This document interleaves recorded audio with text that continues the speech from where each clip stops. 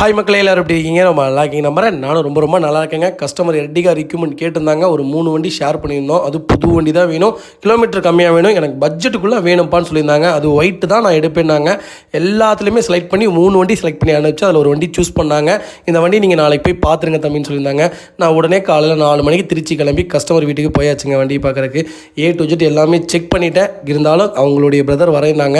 அவங்களுக்காக வெயிட் பண்ணி அவங்கள்ட்டையும் எல்லாத்தையும் எக்ஸ்பிளைன் பண்ணி அவங்கள டெஸ்ட் ட்ரைவ் பார்க்க வச்சு அவங்கள இன்ஜின்லேருந்து எல்லாத்தையும் செக் பண்ண சொல்லி புது வண்டிக்கு பேனர் கீழே அண்டர் சேஸ்லாம் பார்க்க வேண்டியதில்லை.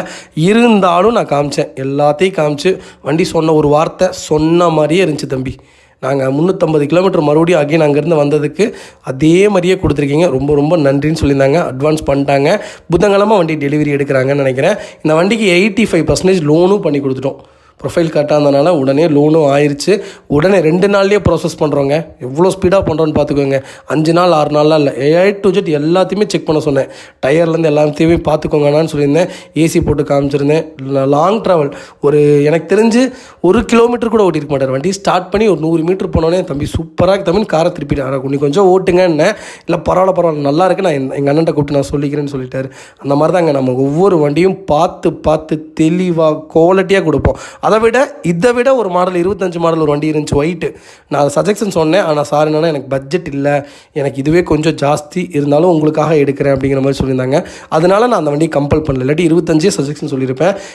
இன்ஜினில் எங்கெங்கெல்லாம் பேஸ்ட் வரும் எல்லாத்தையுமே அவருக்கு எக்ஸ்பிளைன் பண்ணதுக்கப்புறம் அண்டர் சேஸ் எல்லாமே செக் பண்ணதுக்கப்புறம் ஹாப்பியாக அட்வான்ஸ் பண்ணிட்டு போயிருக்காங்க.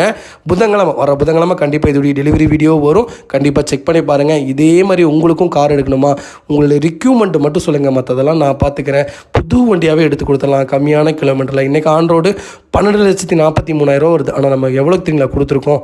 சொல்ல மாட்டேன், சர்ப்ரைஸான ப்ரைஸு, கஸ்டமரும் சொல்லக்கூடாதுன்னு சொல்லிட்டாங்க. பெஸ்ட்டு ப்ரைஸ்க்கு பண்ணி கொடுத்துருக்கேன். இந்த ரேட்டுக்கு இந்த மாடல் இந்த வண்டி கிடைக்க ரொம்ப ரேர். அவ்வளோ சூப்பராக இருக்குது. இதே மாதிரி உங்களுக்கும் கார் எடுக்கணுமா, கண்டிப்பாக கால் பண்ணுங்கள். பெஸ்ட்டு ப்ரைஸ்க்கு பண்ணி கொடுத்துடலாம். இல்லை நீங்கள் ஒரு கார் பார்த்து வச்சுருக்கீங்க, எங்களுக்கு வந்து கொஞ்சம் இன்ஸ்பெக்ஷன் பண்ணி செக் பண்ணி கொடுங்க, இப்போ எல்லா சப்போர்ட்டும் பண்ணி கொடுங்கனாலும் தாராளமாக பண்ணி கொடுத்துடலாம். என் வண்டிக்கு லோன் பண்ணணும் அப்படின்னாலும் கண்டிப்பாக கால் பண்ணுங்கள். கண்டிப்பாக உங்களுக்கு லோன் சப்போர்ட்டும் நான் பண்ணித்தரேன்.